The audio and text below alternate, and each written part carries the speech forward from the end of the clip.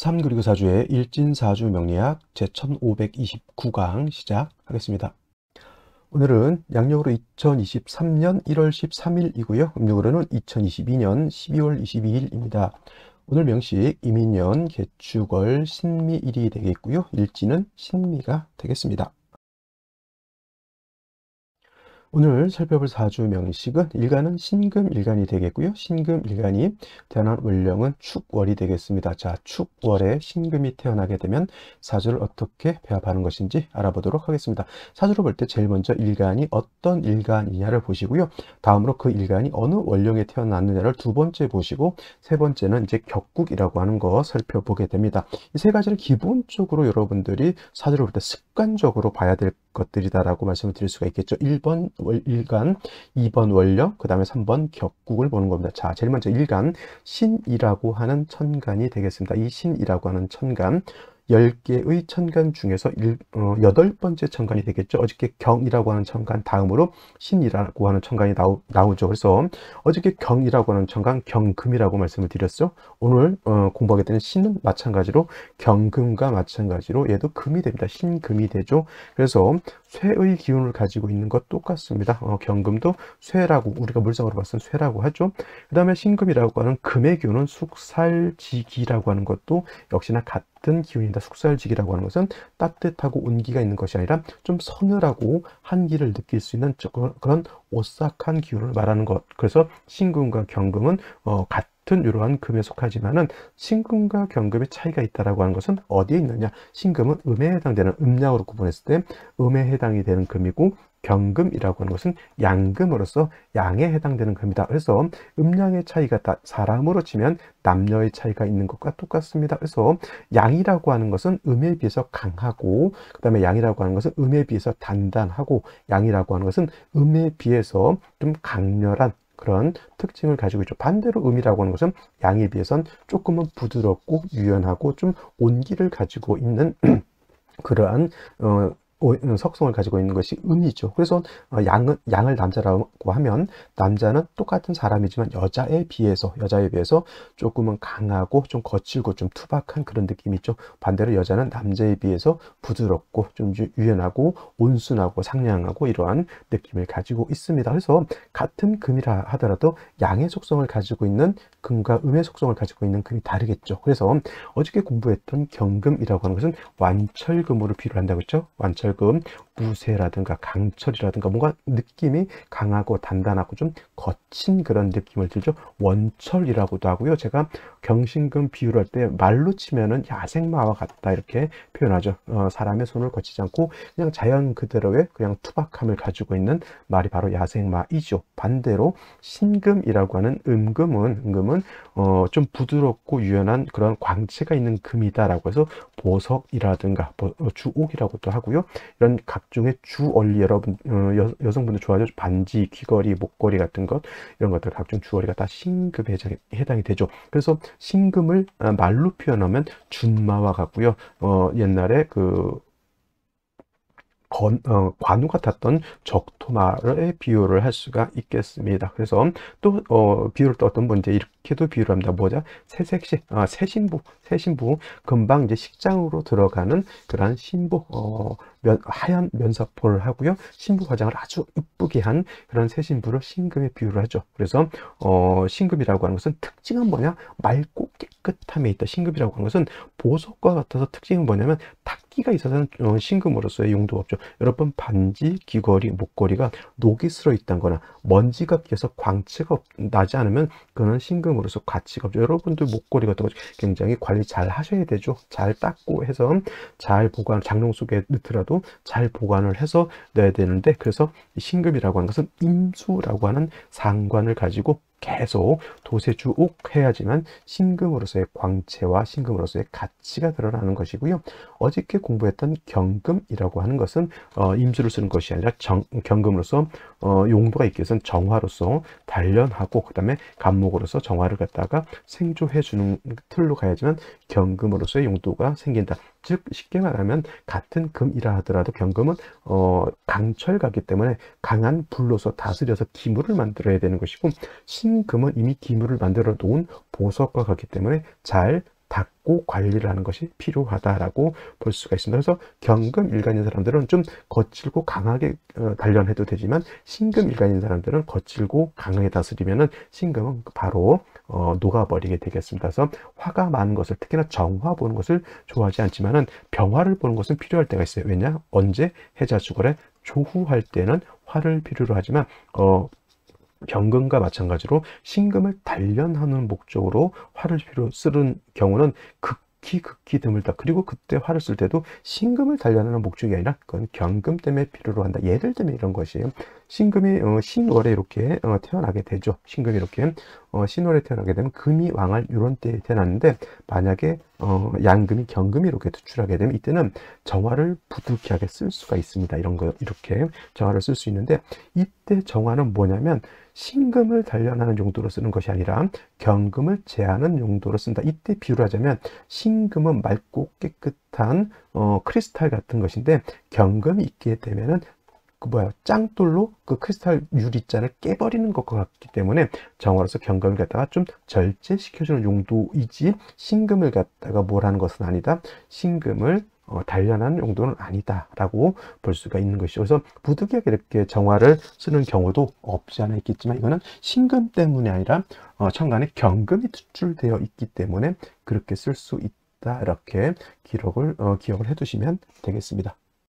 자, 다음으로 신금일간이 태어난 월령 축월에 대해서 알아보도록 하겠습니다. 축월이 되겠습니다. 자, 축월이라고 하는 것, 절기를 한번 보면은 절기는 소한과 대한으로 이렇게 구분이 되어 있는데, 소한이 되어야지만 자월에서 축월로 월이 바뀐다라고 말씀을 드렸고요. 그다음에 해자 축월이라고 하는 이런 계절은 방향은 북방이 되면서 계절은 겨울이 되죠. 그래서 해월 같은 경우는 초동이라고 하고요. 자월은 중동이라고도 이렇게 표현하고, 그 다음에 지금 축월이라고 하는 계절은 겨울이지만 늦겨울이라고 해서 모동이라고도 하고 개동이라고도 표현을 하고요. 그 다음에 만동이라고도 표현하는, 모두 어떻다? 늦겨울의 한기를 가지고 있어서 몹시 춥다라고 하는 개념을 가지고 있다. 늦겨울이라고 해서 따뜻한 게 아닙니다. 겨울은 춥고요. 그 다음에 엄동설한이라고 하는 계절 혹한의 한기가 있어서 만물이 얼게 되죠. 물도 얼게 되고 땅도 얼게 되고 나무도 얼게 되고 금도 얼게 되고, 금한 수냉이라고 해서 모든 것이 얼게 된다라고 하는 것이 핵심 포인트. 그래서 해자축월에는 반드시 화가 있어서 뭘 해줘야 된다? 따뜻하게 조후해 주는 것이 필요한데, 조를 위해서 화를 쓸 때는 정화를 쓰는 것이 아니라 뭘 쓴다? 정화가 아니라 병화를 쓴다. 병화라야지만 충분하게 겨울의 한기를 따뜻하게 해줄 수 있다. 왜냐? 병화는 하늘에 뜨는 태양지와의 우리가 비유를 할 수 있겠죠. 태양지와. 그 다음에 정화는 등촉지화로 비유를 합니다. 쉽게 말하면 내가 조후를 하기 위해서 화를 쓰는데 병화를 얻었다라고 하는 것은 하늘에 뜨는 태양을 얻은 것이고요. 정화를 얻었다라고 하는 뜻은 뭐냐면 손날로 조금 얻은 거하고 똑같습니다. 공력의 차이가 어떻습니까? 완전 천양지차의 큰 공력을 가지고 있게 됩니다. 그래서 해자축월에 어느 일간이든 간에 조후를 해야 된다. 반드시 병화라고 하는 것을 얻어서 뭘 해준다? 조후를 해줘야 되는 것이 필요하다. 그래서 축월의 신금이 이렇게 태어나게 되면 반드시 화가 있는지 없는지를 놓고 보는데, 자, 그 다음에 해자 축월 같은 경우에는 제가 수왕절이라고 했죠. 해월은 수의 임관지라고 말씀을 드렸고요.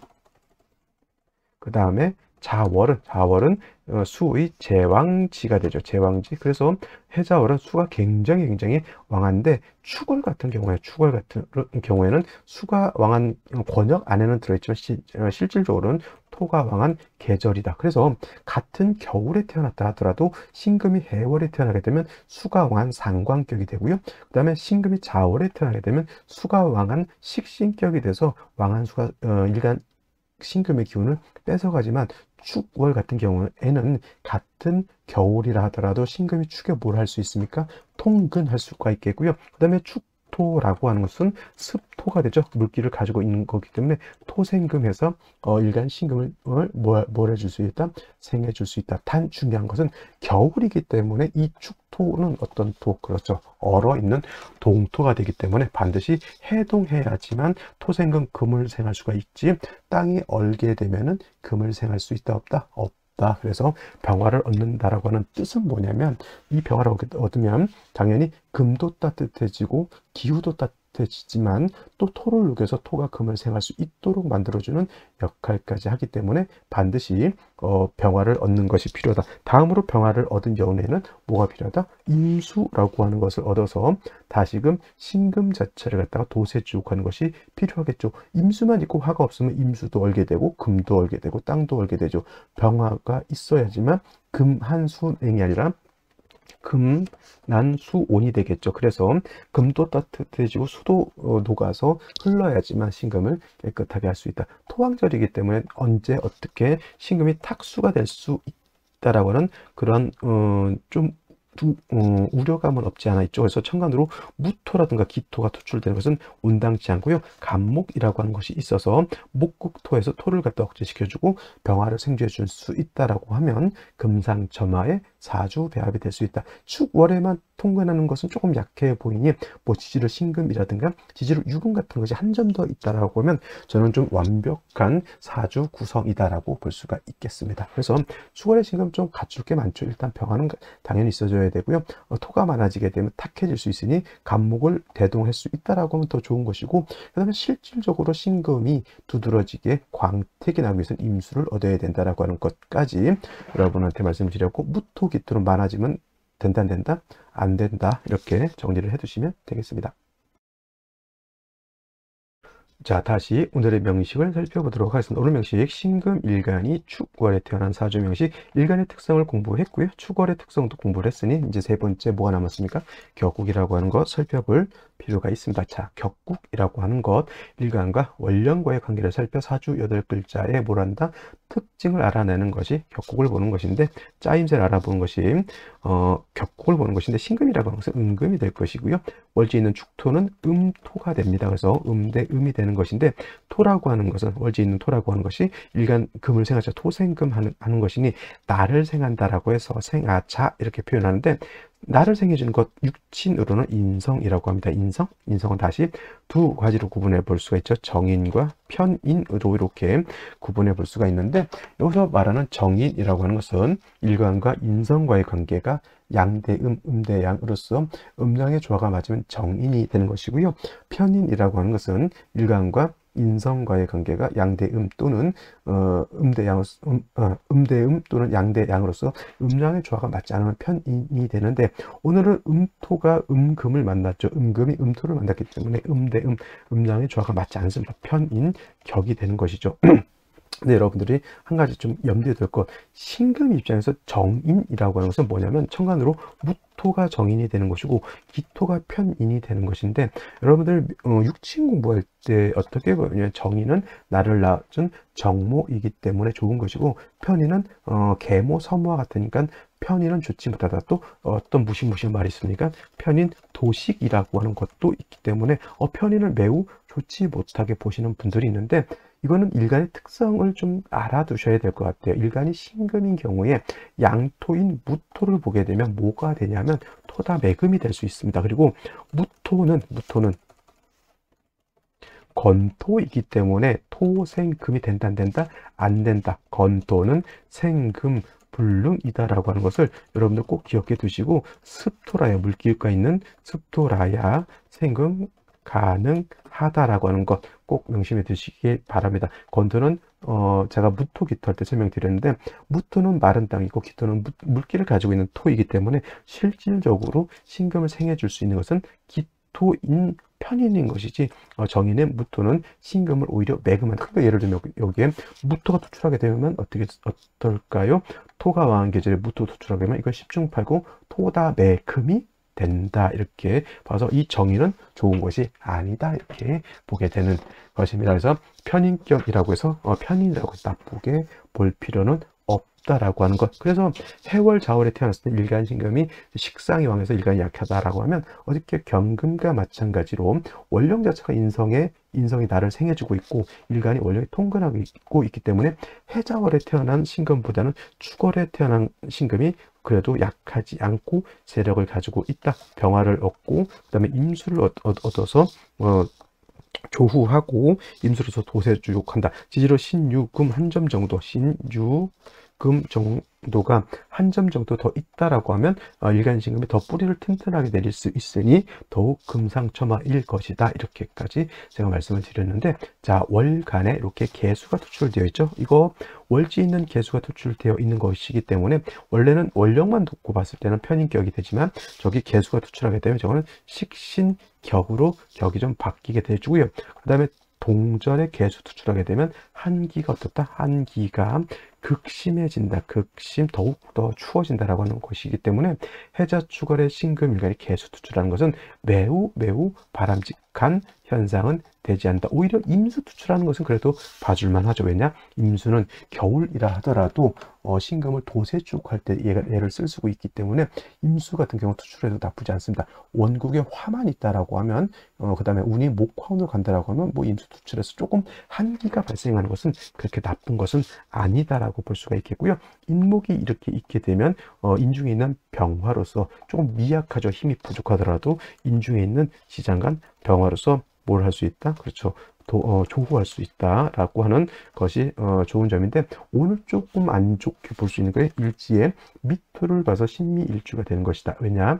자, 이 토가 신금을 생할 수 있는 것은 저 축토가 뭐다? 습토이기 때문에 토생금할 수가 있는 것인데, 일지의 미토는 건토, 얘는 축토죠. 근데 이것이 미충이 되게 되면은 축중에 있는 개수, 축중에 있는 신금이 땅에 매몰되어 버리기 때문에 토가 신금을 생하는 것은 변론으로 하더라도 신금이 뿌리를 뒀던 축이 깨져서 토는 왕해진다 하더라도 신금의 뭐가 통근처가 날아가죠. 개수의 통근처도 날아가죠. 임수도 간신히 축중 개수에 간신히 뿌리를 두고 있었는데 그것마저 날아가 있으니 신금도 문제가 생기겠지만 개수는 상관없겠지만 임수마저 뿌리를 얻지 못한 것이 된다라고 하는 겁니다. 그래서 생시에서는 뭘 얻어야 된다? 신금의 뿌리도 얻어야 되고요. 임수의 뿌리도 얻어야 되고요. 조우할 수 있는 화도 얻어야 된다. 이것이 관건이 되겠죠. 여기에 맞는 생시가 있을까요? 없을까요? 자, 그러면 생시를 보도록 하겠습니다.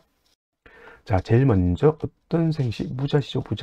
무자시가 되면 제가 말씀드렸죠. 무토 투출하게 되면 요거 충이 되기 때문에 토가 약해지는 것이 아니라 토충은 궁충이라고 해서 같은 것끼리 충하기 때문에 토가 더 왕해지게 되고요. 충이 되게 되면 시간에 있는 무토는 더욱 힘을 크게 얻게 되죠. 개수를 재주는 것은 나쁘지 않지만 임수를 파하는 것은 좋지 못할 거고요. 그 다음에 금이 되게 되면 가장 꺼리는 바 되죠. 신금이 땅속에 묻히면 신금으로서의 용도, 신금으로서의 가치가 드러나지 않을 것이다. 그래서 무자시, 또 더욱 안 좋은 생시 무술시도 있습니다. 무술시가 되게 되면 자, 축술미 사명을 완전히 갖춰서 토가 굉장히 영해지는데 무토가 도출하게 되면 이거는 거의 그냥 10중팔구 뭐가 됐다. 그렇죠. 토다 매금됐습니다. 수 다 깨졌고요. 일간 땅속에 묻혔고요. 무토 토다 목절되죠. 당연히 무술시는 선택하면 된다.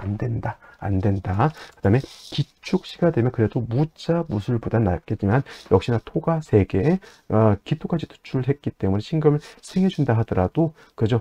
이때는 뭐가 문제냐면 임수의 뿌리가 거의 없어졌다라고 볼 수가 있겠습니다. 개수는 뿌리가 없어도 상관없겠지만 얘는 병이 되지만 얘는 용신으로 써야 될 거기 때문에 기축시 또한 썩 좋게 보기는 어렵고요. 경인시 같은 경우에는 충미충에 임수 뿌리가 없습니다. 경금이 비록 있어서 임수 개수를 생해준다 하더라도 수의 뿌리가 없는 것, 일간 신금 경금의 뿌리도 매우 미약한 것이 문제가 될 것이고요. 임진시 이렇게 되게 되면 역시나 토가 너무 가중되게 되죠. 진의 임수가 통근할 수가 있겠고 신금이 생을 받을 수는 있습니다만 역시나 토가 많아지게 되면 이거는 되게 문제가 대운에서 술운이 오면 진술충이 되죠. 축운이 오면 충미충이 되죠. 미운이 오면 다시 충미충이 되죠. 그러면 토가 많아지게 되면 신금은 탁해지게 되고 임수도 탁해지게 되는 문제점이 있을 것이다 라고 볼 수가 있겠고, 갑오시가 되면 뭐 오미합화해서 충미충이 되지 않는다. 아니죠. 이거 충미충이 되기 때문에 오미합이 되지 않고요. 화를 얻어서 조언을 할 수 있지만은 역시나 일간신금이 뿌리가 매우 약하고 신금을 도세주옥할 임수마저 뿌리가 약하다. 갑목으로서 토를 소토한다 하더라도 역시나 갑목은 세력은 얻긴 얻었지만 이것이 목화운으로 가게 되면 수가 부족한 것이 역시나 문제가 될 수가 있겠습니다. 오늘의 제가 추천생시라고 하면 역시나 병신시 이렇게 되게 되면, 자, 좀 멀리 있다 하더라도 병화가 인해 통곤에서 투출되어 있죠. 그 다음에 간목에서 병화가 생지를 얻을 수 있습니다. 핵심 포인트 신금을 얻게 되면 물론 개수도 통건할 수 있겠지만은 임수가 통건할 수가 있겠고 일간도 통건을 할 수가 있기 때문에 오늘 중에서는 뭐 남녀 불문하고라도 가장 제가 바람직한 생시다라고 하면 아마도 병신시 정도가 되지 않을까 이렇게 생각하고요. 비슷할 것 같지만 정유시 같은 경우는 칠살이 투출되어 있기 때문에 화운 같은 데 갔을 때는 조금 좋지 못할 수 있게 됩니다. 그래서 오늘은 만약에 아기를 낳는다, 저는 이 정도 생시 정도가 가장 낫지 않을까라는 생각을 해보겠다. 기해시 같은 경우는 기토가 투출된 것이 좀 좋지 못하다라고 하는 것을 말씀을 드립니다. 자, 오늘은 여기까지 설명드리도록 하고요. 자, 불금 행복하게 보내시기 바랍니다. 감사합니다.